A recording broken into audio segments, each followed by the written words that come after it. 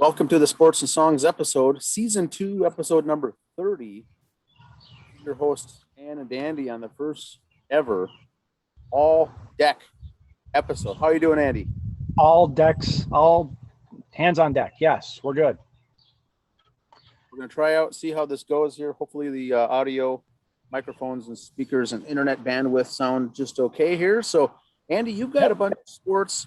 I've got a trivia question and some sports and an album review. We've got a lot of baseball going on, and let's start off with the trivia question. Yes, go ahead. What do you have for trivia? Trivia question is for all the Twins fans out there. We know it's been a hard season, right? Hard season, not a lot of wins, a lot of losses. But I did the analysis for the Twins season against how they've done on their 3 or 4 game series. Like we say, it's always good to if you can play 500 ball and then rattle off a 10-game winning streak at one point in the season, you should be okay. But the question is, are you winning series? Are you actually winning series? And what is the Twins' record on series this year? They played 22 series in the year 2021 against different teams. How many have they won? How many have they lost? Is a trivia question for today. All right. That's it. So go ahead with sports, Andy, and we'll go from there. All right. Sorry. Share screen here. Do things. Let me go here. There we are. That's sports and songs. Boom. You can find I've updated our album of the week part on Spotify. Now, if you look up sports and songs album of the week, I've taken one song off every album and put on there. So feel free to look those up. They're available on Spotify. Our Spotify stats for our listeners, they're just podcast stats in general. There we are, our top 5 countries and top 5 states we're in. Just want to say thank you to everybody there. Minnesota State High School League, we're going to go over some finals and state championships. These were as of this morning at 7 o'clock when I did them, so I know there was events today. We'll cover those next week and finalize today, but here's as of this morning.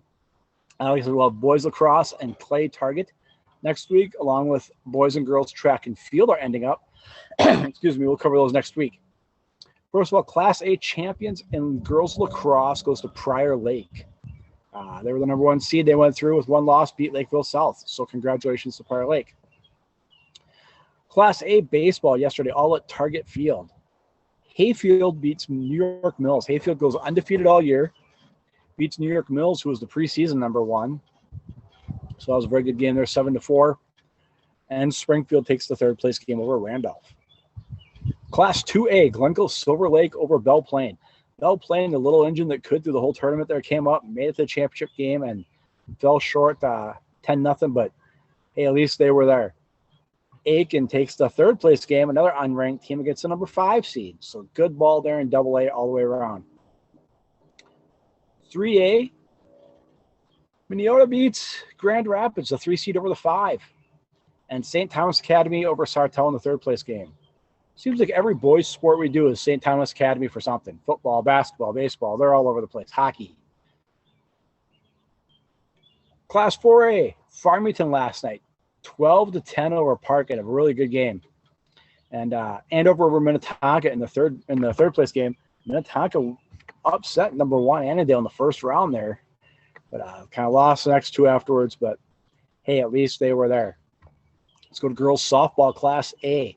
Randolph over Browerville in the championship game, and Edgerton over Badger in the 3rd place game. The Seward Henderson is your Class 2A championship winner. Annandale takes 3rd. 3A, Becker over Winona, the 3 over the 4, and Mankato West over Benilde St. Margaret for 3rd place. And in 4A, Rosemont over Forest Lake, and Centennial over Chan for 3rd place. College World Series is underway. They're starting this weekend. Here's your 2 brackets. They have bracket A and bracket B. Double elimination. Winner of each bracket goes on for the championship. My picks, like I said, I picked Vanderbilt to win it all along the whole way. So I got Vanderbilt in bracket 1. And then go to the upset with Virginia in bracket 2. So Vanderbilt and Virginia, the championship is my pick. These games are all going to be on the ESPN family of networks. You can follow them there. Major League Baseball standings. These are as of this morning, so no games have played today. These have changed because we're recording on Saturday night here. Tampa Bay is still in first in the East in the American League. Half game over Boston. And the Yankees, 3 games above 500. Toronto, 2 games below 500. That's going to be important later on, kind of a quiz coming up. Well, not really a quiz, just things you might want to remember later on.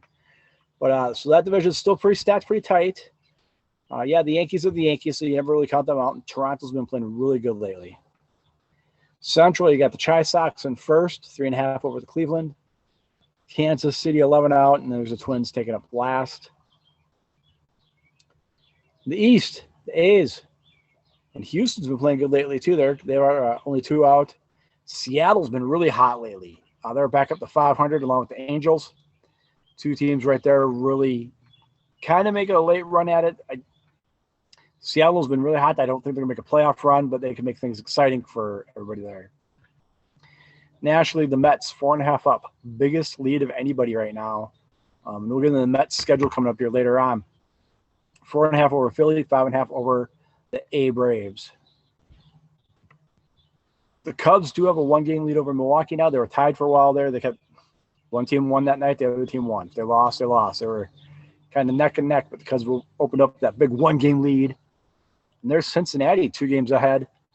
And the Cardinals are at 500, only 4 games out. So that's a tight race right there, too. And in the West, you got the Giants and the Dodgers and the Padres. That hasn't changed much.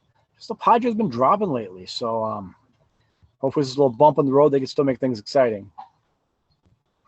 Speaking of the Mets, because of all the games they lost at the end of the year, starting last week, in 31 days, they got to play 33 games, all these makeup games. Here's our schedule starting on the 11th of starting last week. So you see that 3 games set against the Padres, 4 against the Cubs. And right now we're playing the Nationals. 1 yesterday, a doubleheader today. Then there's a schedule for the next week. So that's 24th off, but they got 2 doubleheaders next week. Then at the end of the month, they got 4 games there. Phillies Sunday. 1 game's only against Washington. That's one of those makeup games from when everybody had the flu there at the beginning of the year. Then Atlanta, the Yankees. Some more games there before the All-Star break. So the next 31 days, 33 games. As a Mets fan, I'm not making excuses. This is just the way life is. Syndergaard's had a little setback. He's going to be out maybe the entire year. Cookie might be back come pennant race time, but just hope the boys stay healthy. DeGrom the other day went 3 innings, struck out 8, and had soreness in his side, but he was fine after that. I love DeGrom. I love to see him get great big numbers, but you know what? If we get 3-4 shutout innings to start a game with him all the time, take it. Don't push him. Save him because you might need to push him in the playoffs. So I'm okay with all these 3-4 inning starts right now and maybe injuries. Let's just stay healthy and stay in first place. More Major League Baseball news. Speaking of pitchers, pitchers have always said for a while. I heard Glenn Perkins saying this in the Twins game yesterday. They all put some kind of sticky stuff on their hands to grip the ball better, so they could get better grip and control of it. And now they're saying, if you're caught with any foreign substance, you're going to get ejected and suspended 10 days with pay. Well, with the exception of the Mets schedule coming up the next few days, a 10-game suspension for a starting pitcher could only mean 1 start. So he's missing 1 start and still getting paid for it. You got to come up with a different suspension for pitchers than 10 days. It's got to be 2 months. You got to make it hurt more. Because a first baseman or an outfielder gets suspended for 10 days, that's 10 games. A pitcher gets suspended for 10 games, that's 1, maybe 2 starts. So we'll see how that works out. I hear Garrett Cole talking about it. It's hard to grip the ball. Now you're making a change in mid-season. He's just hoping no one gets hurt. Speaking of hurt, Glasgow, relief pitcher for Tampa Bay. He just got hurt now, and he's saying it's because he had to quit putting stuff on the ball. So he's having to grip tighter and hurting himself more. I'm not agreeing or disagreeing they should be able to put stuff on the ball. If you're going to change something like that, Do it coming into the season so they got spring training to get ready for it. Don't throw it out there in the middle of the year like this.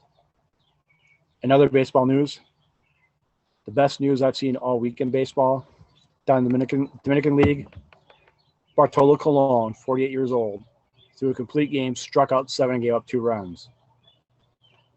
Dan, keep an eye in the sky. You can put him in your over 50 league in a couple years.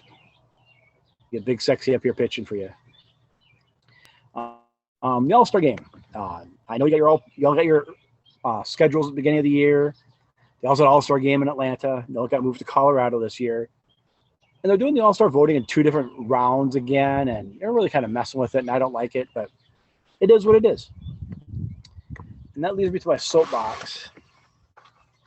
Here's the National League starters as of today. Max Muncy of the Dodgers. I'm okay with that.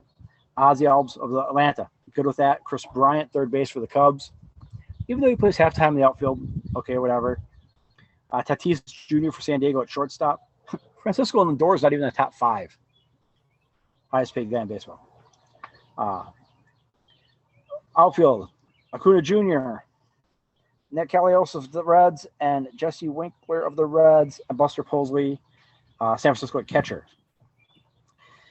Reds are 2 games above 500. Atlanta's below 500. So they got 2 starters right there that are on teams below 500. Because, as we know, the All-Star Game is a popularity contest, not best player. Or is it best player? And just the rest of these teams are really bad. Let's look at the American League starters, and you tell me if it's a popularity contest or truly the best player to each position. First base, Vladimir Guerrero Jr. Marcus Stroman of Toronto at second. Rafael Devers of Boston at third. Xavier Burgos of Boston at short. Trout, Judge, and Byron Buxton in the outfield. And Perez, catcher for Kansas City. The Yankees are 3 games above 500. Boston's above 500. The rest of those guys play on teams that are below 500 right now. Is Vlad Guerrero the best first baseman? Sure, I'll give you that. Boston, are those guys the best right now at the positions? Or is it just because they're Boston and they're drawing well? Trout, good player. I'll argue he should be in the All-Star game. Does Aaron Judge deserve to be in the All-Star game right now? Don't know. I don't think he does. I'm not a fan of his right now. That's just me.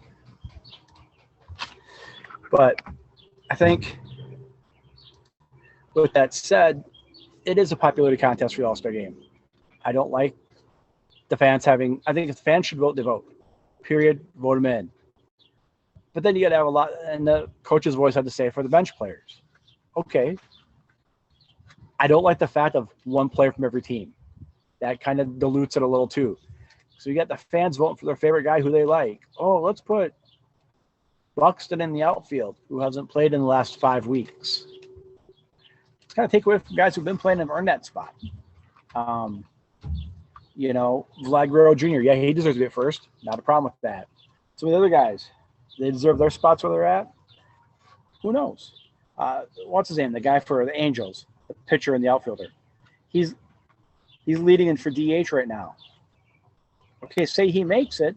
Ohtani. Yeah, if he makes it, are they going to allow him to pitch too?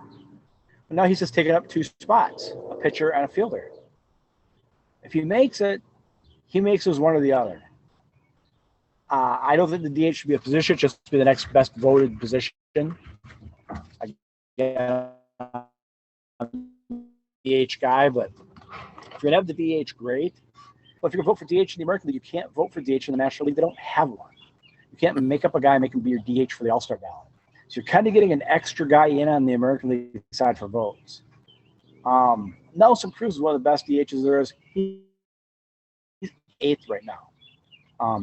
If you want to make a guy from every team in, include the home run derby in that then. So let's take the Mets, for example. Put Pete Alonso in the home run derby. There's your Mets representative. Done.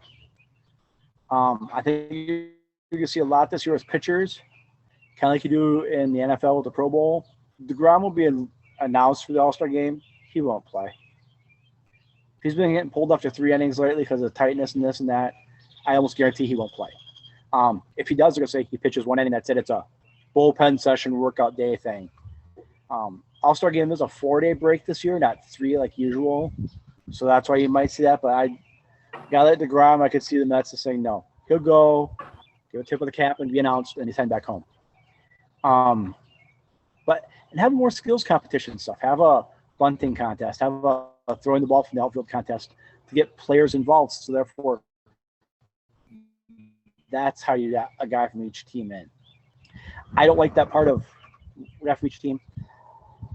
That's me. I've never been a fan of it because for how many years in the late 70s, early 80s, were the Twins sucking up a all-star spot that didn't deserve it? You know, God love him. Tim Lauder did not deserve to be an all-star that one year. Just we needed a guy. That's my soapbox for the day. Music-wise, I was looking at Medina's concert calendar. They had nothing coming up. I don't know if they got a lot of weddings up there or if just bands are like doing outdoor festivals for the summer. There's not much in Medina right now. They do have their Thursday out in the patio stuff. It's a free concert, so that's always fun to go to. Go check out something to eat at Roberts there in Medina. Good videos down there. Free concerts on Thursdays. Support your local bars when they have bands out there. Those guys, if you don't want to go downtown, I'm one of them. A country bumpkin now. I like living out here in the sticks. Those guys need love, and they're just as good as anyone else. I'd rather sit 2 tables back and hear a guy that's kind of good than upper deck and hear a guy who's really good. You know, so that's me. Country bumpkin me. A second trivia question for this. I'll say the other day. I'm going through things. AC/DC, great band. Top 5 band. Everybody's going to argue that, put AC/DC on their top 5. They actually did a movie soundtrack album. Only it was their album was made into a movie. Was the movie soundtrack? What album was it, and what movie was it? It was Stephen King's Maximum Overdrive, the Who Made Who album. That was the soundtrack for that movie. Stephen King, big AC/DC guy. So AC/DC, I don't think has ever recorded a ballad. It's like I think I'm going, God, I was listening to old Judas Priest stuff yesterday, and they had a ballad on there once. I'm going, wow, Priest doing a ballad. But AC/DC's never done one. I'm looking at stuff for AC/DC. When it came up, I'm like, that's right. They were the Maximum Overdrive soundtrack. Who Made Who, that video, if you look it up. There is your movie information for the day. A month for what, a year and a half now, we finally talked about a movie. so there we go. Breaking new ground out here on the deck. Yeah, that's it. You know, baseball All-Star Game, fan voting. And another thing I was thinking of, Dan, maybe you could help me on this. Pro-wise, football's number 1, college football's 2. Those are your 2 big sports, TV-wise, popularity-wise. But, okay, like in Minnesota, we got how many different baseball leagues we follow around here? You know, your league, you got the 35 league, you got Minnesota leagues, you got town ball, you got Legion, you got everything. Hockey, you got how many different sub-leagues of hockey and basketball around all the time. You never hear of a football town team. You know, I as well as make you think type of things. Baseball, you can't sling a dead cat without a town having some kind of team for baseball. A town team, American Legion team, or whatever. You always see pickup games at the YMCA or the gyms for church league softball or church league basketball, hockey, beer league hockey stuff. You see that stuff all over the place for us amateurs, us wannabes. But you never see a football one. Just kind of that's kind of made me kind of think a little bit. That's kind of weird how football is so popular at the pro level. I mean, look how popular golf is, but everybody golfs because they can kind of relate to it. I think everybody can relate to hitting a basketball or shooting a basketball or skating. Football's that different skill that, you know, not everybody can do. As much as they say hitting a baseball is the hardest thing in sports, I think getting back up after being sacked by 3 guys is hard to do too. So Yes. That's just me. That's 300-pound guys falling down. It's kind of hard to get back up too. So Yes. That's a special skill right there. Yes, it is. But kind of a short and sweet episode today.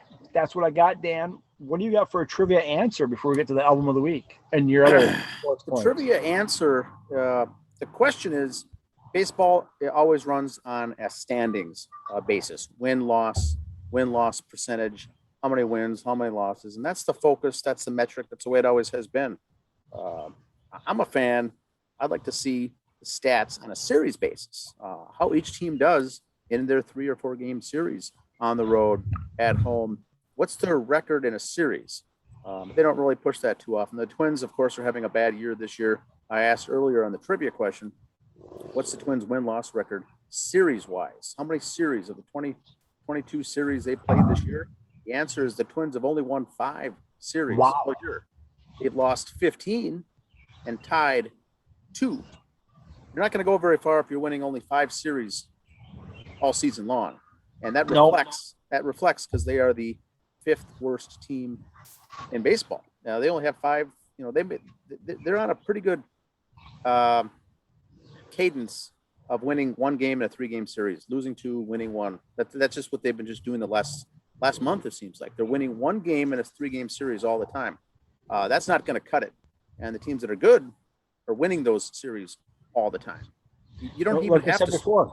You don't have to sweep. You can just, if you go by and start winning series and get in the habit of winning all your series, at the end, you'll be just fine.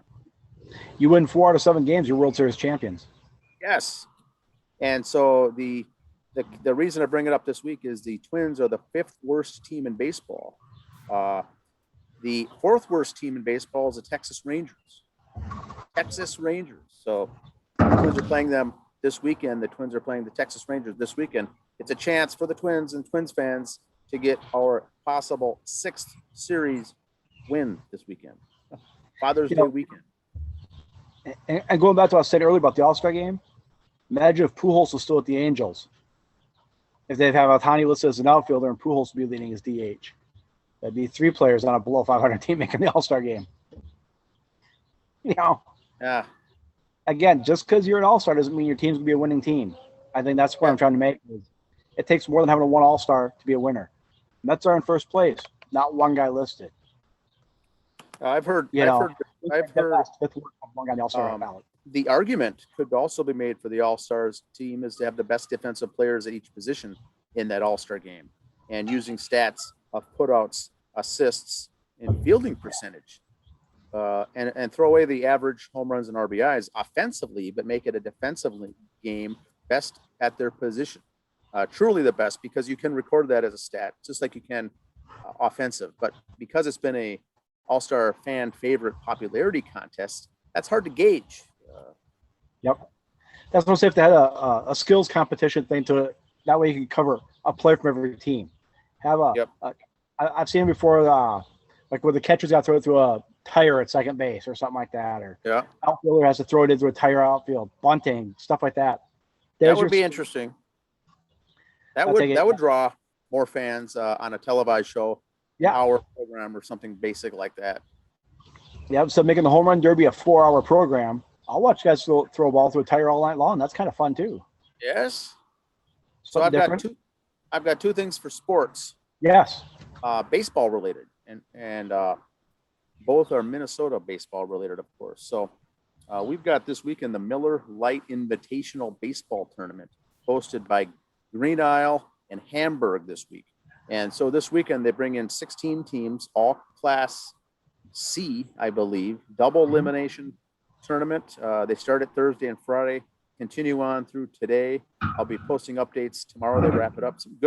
Some good teams in there. It's also a handful of teams that are average or not so good, but there's some good talent. In the winners bracket of the 16 teams is Lesueur, Monticello, Isanti, the Carver Black Sox, St. Clair Wood Ducks, who really surprised me at the game that I went to. That should be a top 10 ranked team, possibly top 5 in the state for Class C. Hutchinson, Springfield, and Green Isle. Now the losing bracket, the teams playing today to win to advance to the consolation or lose to go home, is the Milroy Yankees, Hamburg, Belle Plaine, Trujillo, Cologne Hollanders.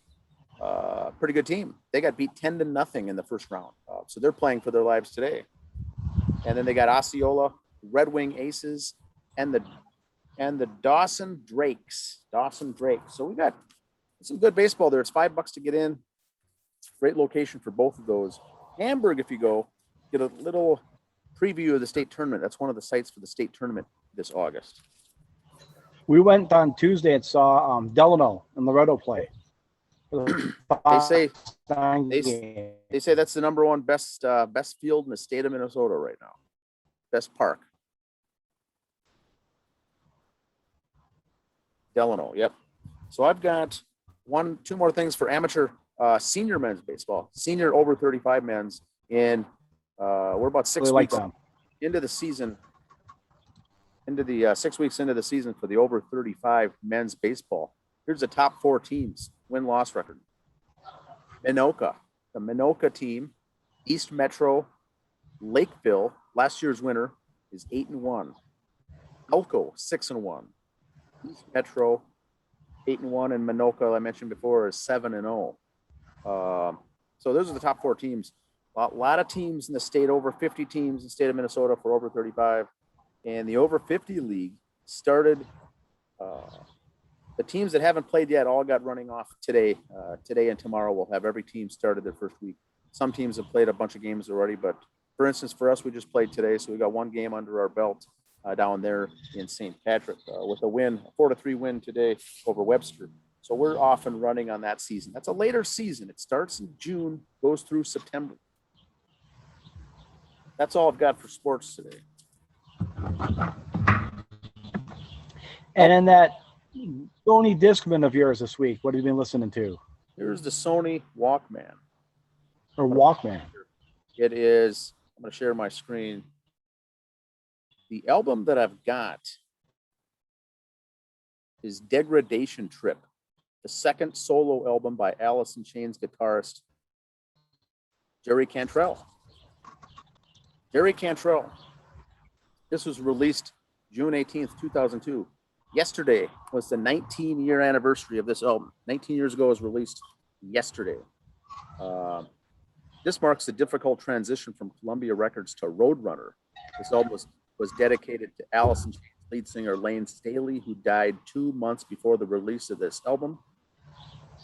And the title Degradation Trip was taken from the song called Solitude, the 5th track on the album, with that uses that as a lyric.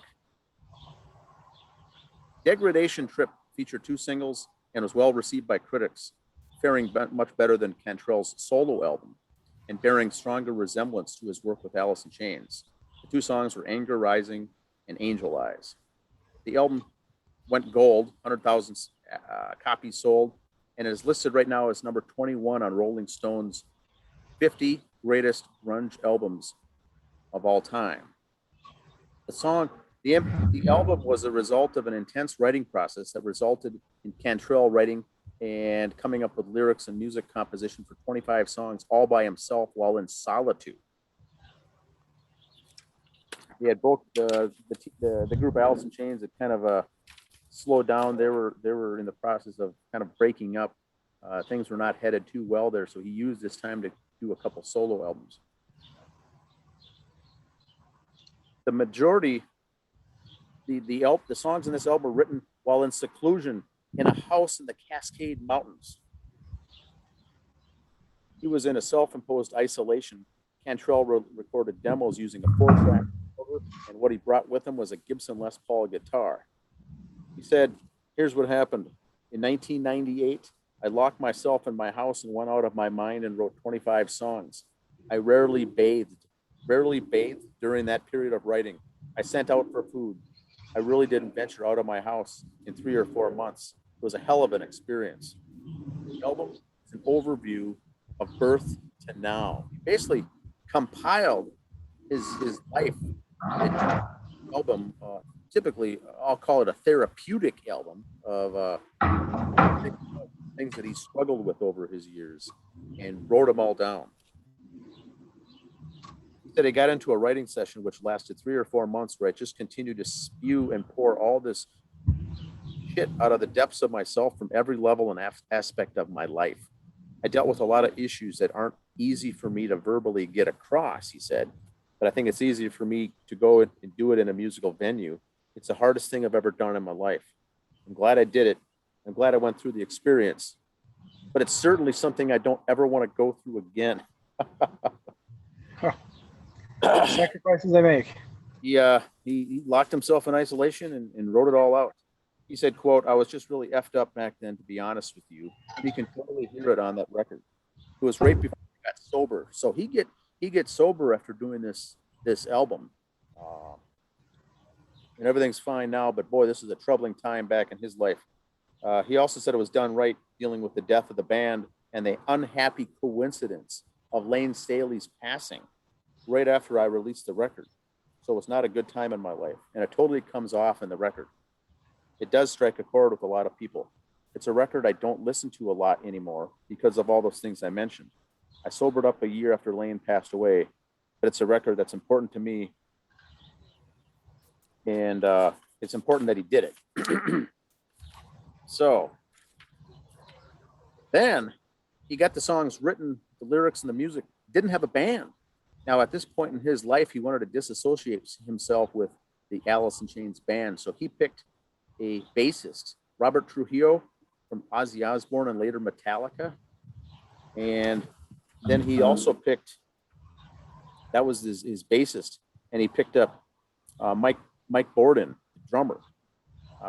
So he had to deliberately wanted to refrain from his roots with Alice in Chains bandmates and do a solo career in a true solo setting without commingling with those guys.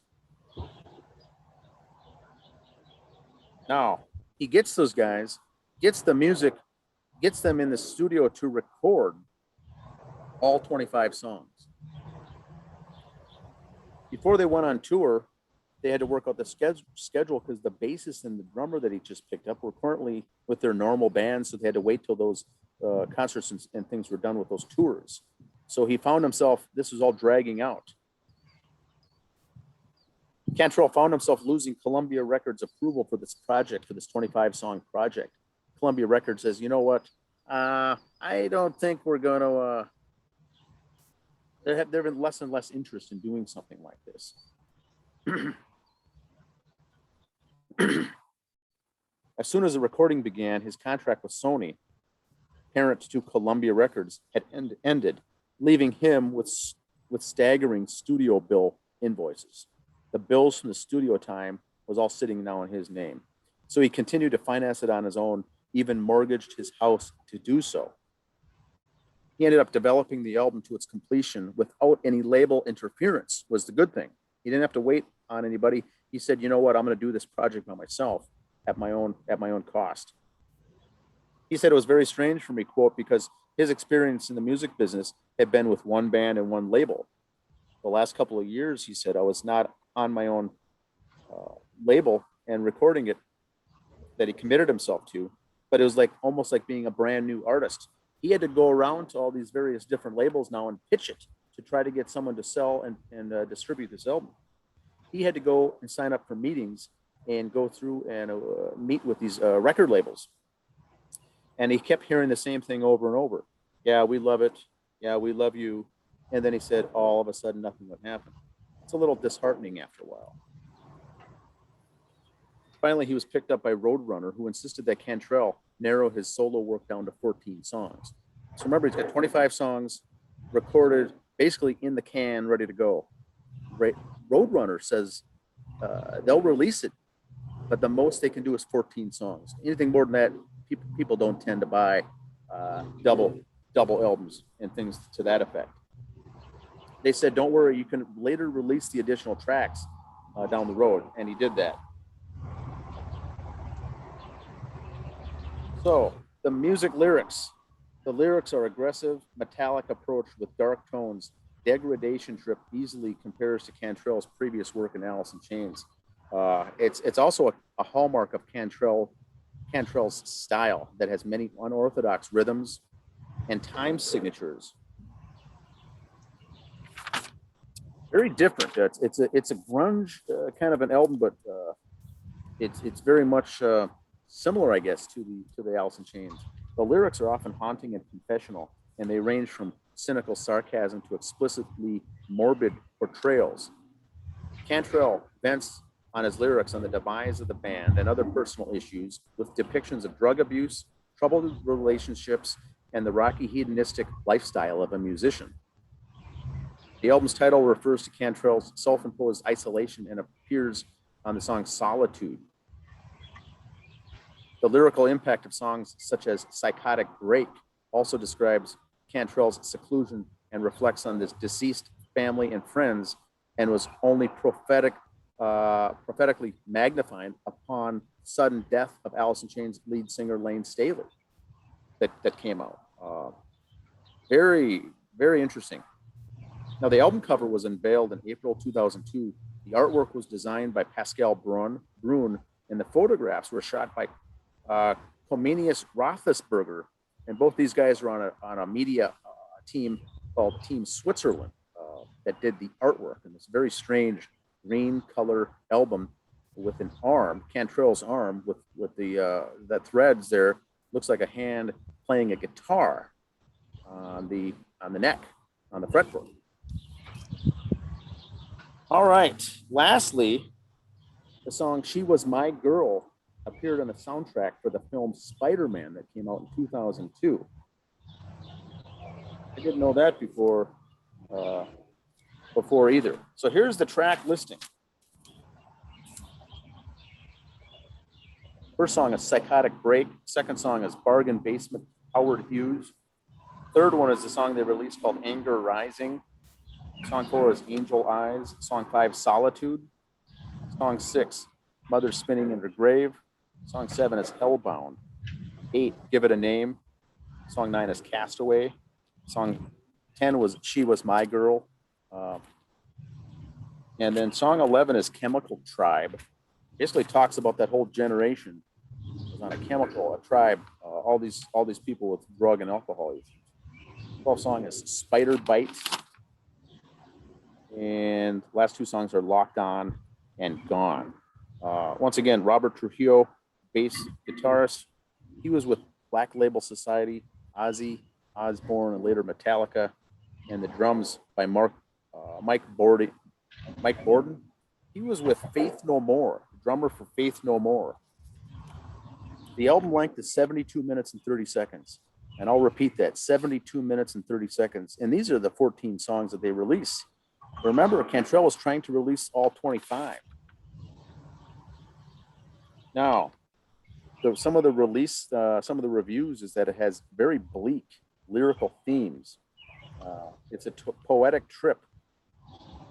That's a journey worth taking, and they have one here says it has strikingly vivid lyrics. Boy, he really comes out. I went through this week and listened to this, and it's a therapy album is really what it is. He wrote it down, never went to therapy, but he did this to get everything out into the open about what he was going through this time in his life. Now, the last thing I'll mention, they did get the guys together to record, waited for their schedules to free up to do the concert tours, and they toured. And two bands he said he had interest with, Nickelback. He loved the guys from Nickelback. Great bunch of guys, like to tour with Nickelback. But part of the tour was with Creed. And he said that was a little more stale. The guys there in Creed, a little more stale. Yeah. It wasn't as fun. He said he really never got the chance even to meet and got to know those guys. But he said he really enjoyed working with the band Nickelback and touring with them. A great bunch of guys, very friendly, and a good bunch of guys. That's the album. It's 2002, Jerry Cantrell's solo work, Degradation Trip. Very nice. Yeah, I haven't heard that one. I've heard a couple songs off it, but I haven't heard the whole album, no. If you download the entire, they released all 25 songs now. It's called Degradation Trip Volume 1 and 2 on a 25-song album. And it's very interesting. I've gone through and listened to those other 11 songs that were unreleased, but he calls the 14 songs that were released in this album, he calls this the Reader's Digest version of this therapeutic session that he did. He went to self-imposed solitude to write this. And some of the lyrics were him when he was blaming Lane Staley for going into solitary confinement being in solitude when he's all going through his drug problems, pointing the finger at Lane Staley by saying, "What are you doing?" He found himself doing the same thing. So he apologizes to Lane in a bunch of these lyrics for calling him out, because Cantrell, he found himself doing the same thing, put himself in a house for 3 months in the Cascade Mountains and hardly ever bathed. This is a guy reaching his lowest, but came out and amazing album. That's all I've got for the album of the week. Yeah, that sounds like a good weekend listen. You know, one more thing about town ball I was thinking of here as we were talking about that. I was looking at I posted the schedule for Watertown's Red Devils online on our Facebook page. So you'll see that there. See a lot of teams coming up. State tournament coming up in August, as that's coming up just around the corner. A lot of games in July coming up. A lot of busy schedules there. Gotta remember when these guys are playing. They got jobs 9 to 5 during the week too when they're doing this.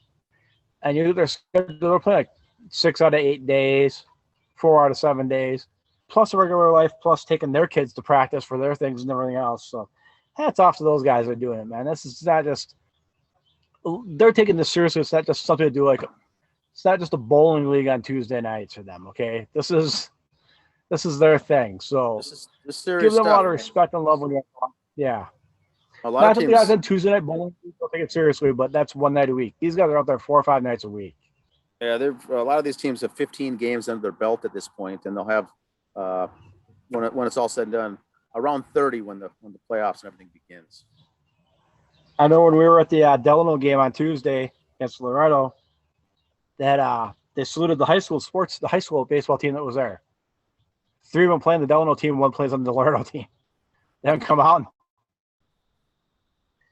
So here's 4 of the guys from the high school team that are playing these ball teams too. So off to them on the stuff they're doing on Tuesday nights. That's fun to watch too.